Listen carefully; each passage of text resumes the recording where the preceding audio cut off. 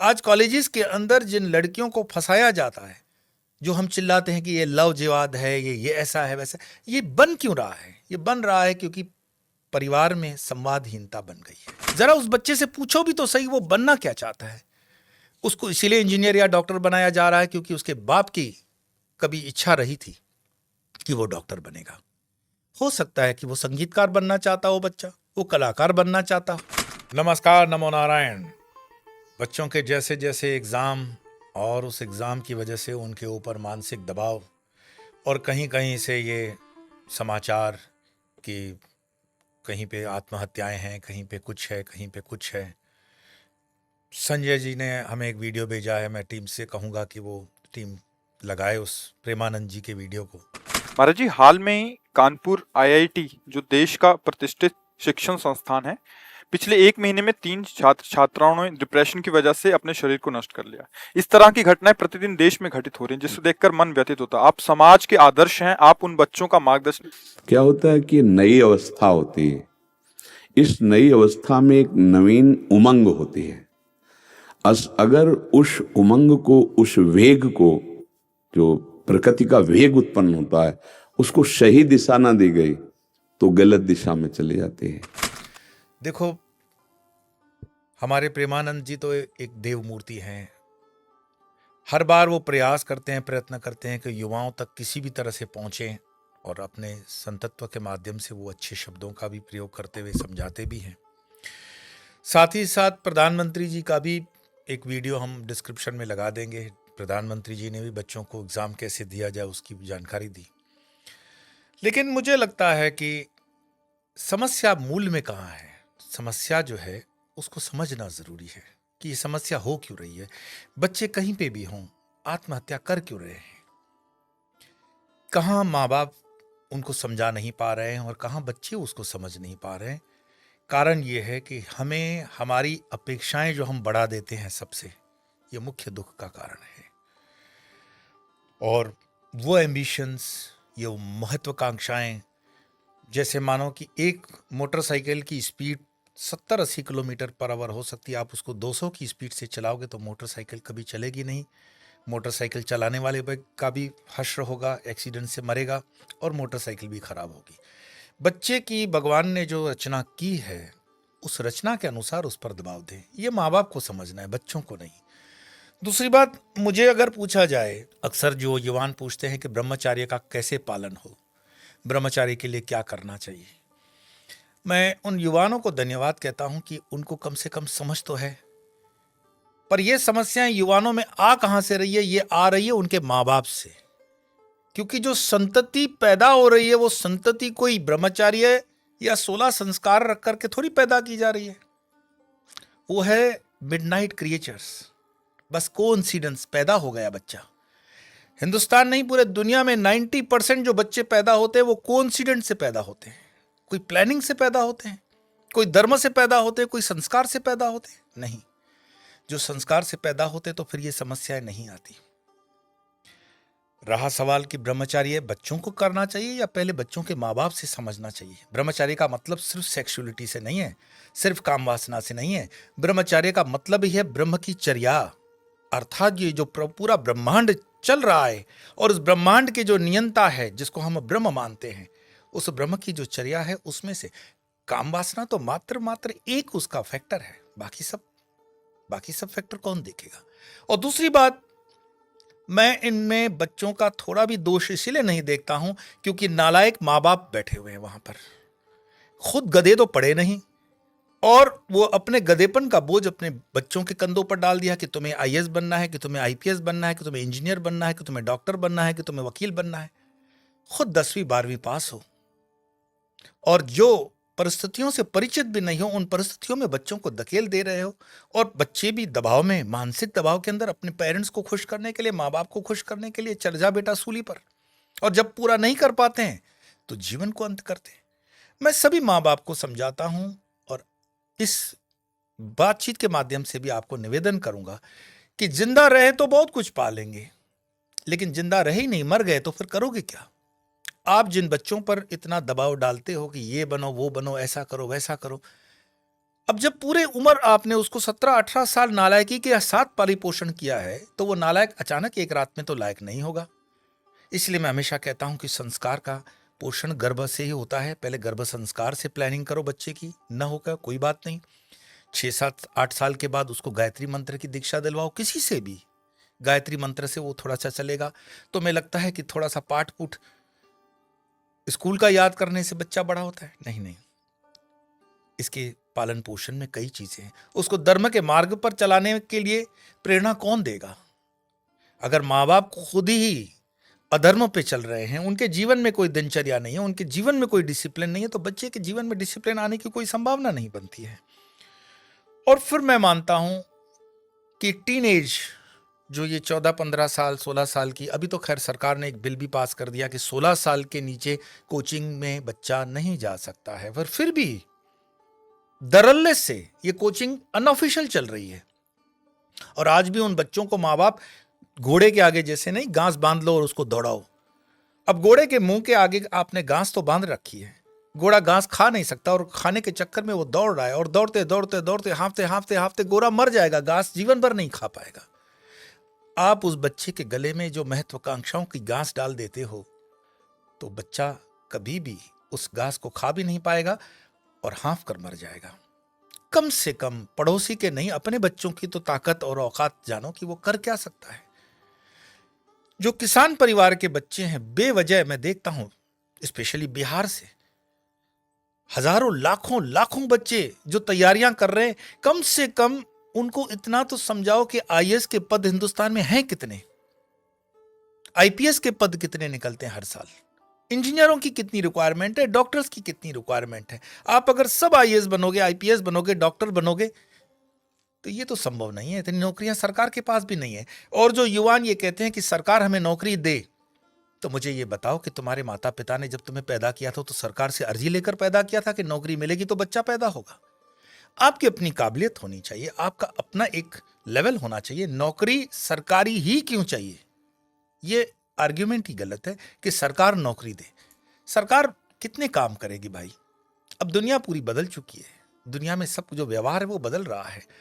मैं मानता हूं कि किसानों की किसानी में भी बहुत कुछ कमाया जा सकता है।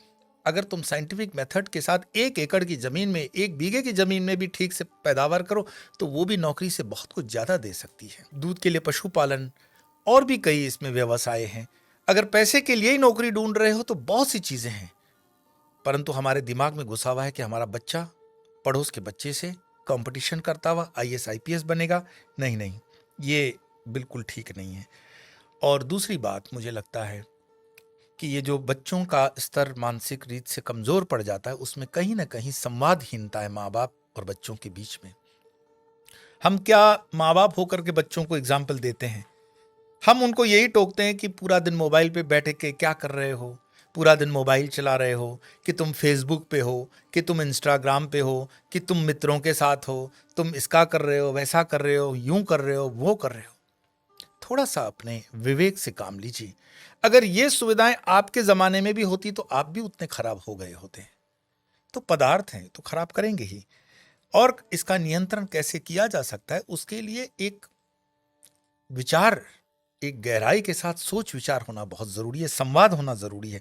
जब हम बच्चों से संवाद तोड़ देते हैं, तब जाकर के वो गैरों पर भी डिपेंडेंट हो जाते हैं और कभी कभी ब्लैकमेल भी हो जाते हैं। तुमने देखा होगा, अखबारें खोलकर देख लो, अजमेर दरगाह कांड, वो जो रेप का कांड था, बलात्कार कांड क्या था। एक के बाद एक लड़की ब्लैकमेल होती जा रही है और उसका शोषण होता जा रहा है।